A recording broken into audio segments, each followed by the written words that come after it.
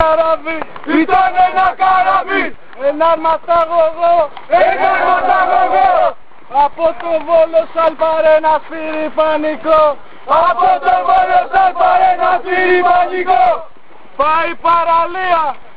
παραλία, στη Μικρά Ασία, να σφύρει φλόγες και φωτιά σε όλη την Τουρκία,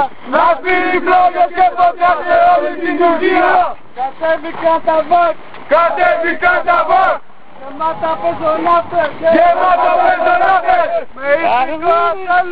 με ηθικό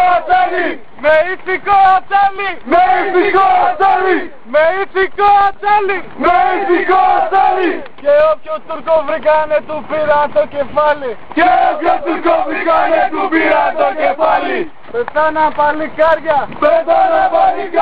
πεθάνανε παιδιά, στον δρόμο για να ανοίξουνε για την Αγία Σοφιά, στον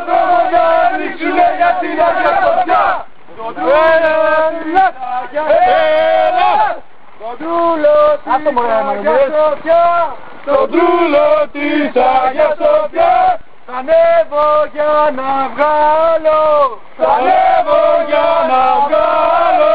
την τουρκική Μισελινό, και το σταυρό να βάλω,